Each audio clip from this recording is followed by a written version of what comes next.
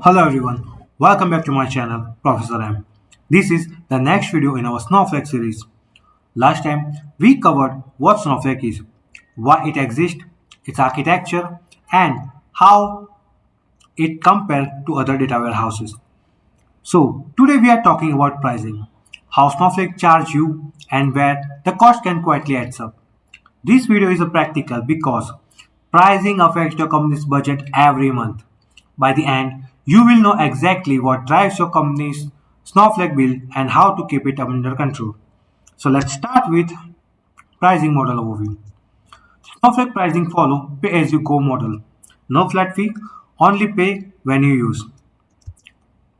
You are charged only for the resource you actually use. If nobody runs anything on a given day, that day costs nothing, unlike per seat software pricing. That usage is measured in a credit, Snowflake's internal billing unit. A credit tells you how much you have consumed, but in dollar value, it isn't fixed. The cost of that cost depends on your addition and your cloud provider or region. So, two companies doing identical work can land on very different bills. Beyond that, your bill is really a combination of separate components like compute, storage, cloud services, and data transfer. Each price and tracked on its own. That gives you a flexibility, but it also means you need to actively monitor usage or cost can grow without warning. So now look at the how those components fit together. Your addition sits on the top. It decides the price of each credit. Below it are three components built in the credits, like compute, cloud services, and storage. Data transfer is built per gigabyte instead, so it sits on its own. Add up all together, that's all total bill. Compute is usually a largest share, 70 to 85%, followed by storage with the services and the data transfer, typically smaller. Think of it like buying a car. Addition you can mention as a car model as you pick. It sets the price on everything that comes with it. Compute, cloud services, and storage are the part of the car, like engine, electronics, and interior, priced according to that model. Data transfer is a toll fee, like separate from the car's price. It only charge when you drive somewhere that charge one. So let's go through each one starting with addition. First up, addition. Snowflake has four addition: standard, enterprise, business critical, and VPS, short for virtual private Snowflake. One sets a different rate per credit, not a different credit count. This is the most common misunderstanding people have. A small warehouse running for an hour burns the same one credit whether you are on a standard or a business critical, but only the price of that credit change. What the higher rate buy you the features like multi-cluster warehouse, materialized view, compliance certification, and private connectivity. So, in a healthcare companies might need business critical purely for compliances, even with light usage. Okay, so roughly standard is $2 a credit, enterprise $3 a credit, business critical is $4 a credit, and VPS is custom quoted, usually for a large bank or government clients. So next topic is compute. This is the very big one, and let's slow down here. Compute drives 70 to 85% of your total bill.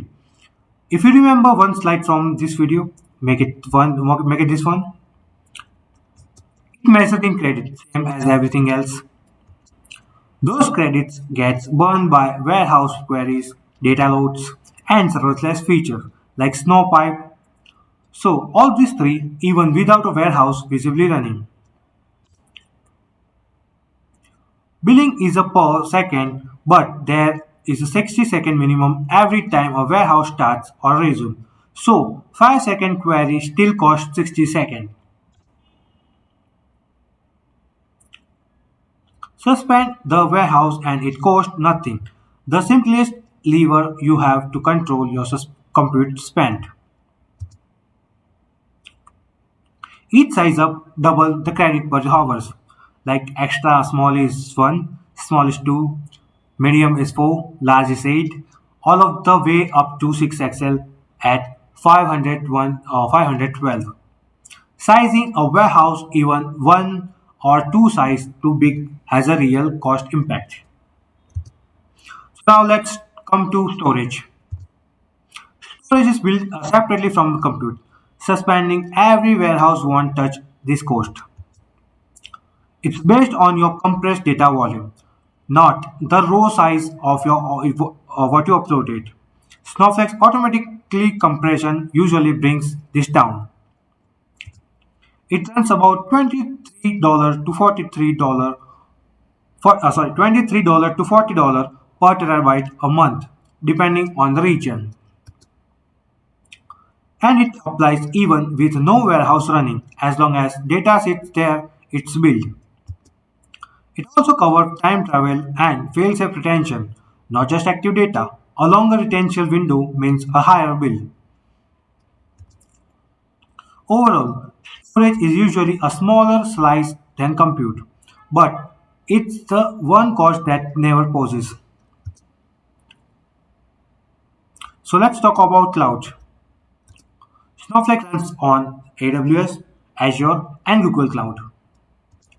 You choose one of that, you have to choose one at account setup, and it's not something company usually switch later. That means migration of whole setup. It's not. It's like of kind of too much heavy. So that means migration the whole setup. So it's so that's why company are not like switching like again and again. So pricing is fairly similar across providers as long as you are comparing the same region. The region matters more than a provider.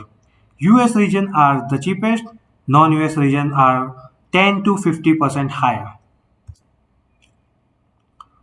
Finally, data transfer, the one most people forget about. This charge for data agrees. Data leaving Snowflake. Data coming in are usually free. It kicks in when data cross region or cloud providers. Staying within one region or one cloud usually avoid it. It's built per gigabyte and it adds a fast with regular transfer. It's the most overlooked cost on a bill since it doesn't stand out like a compute and storage on Teams. Teams often only notice it when invoice come.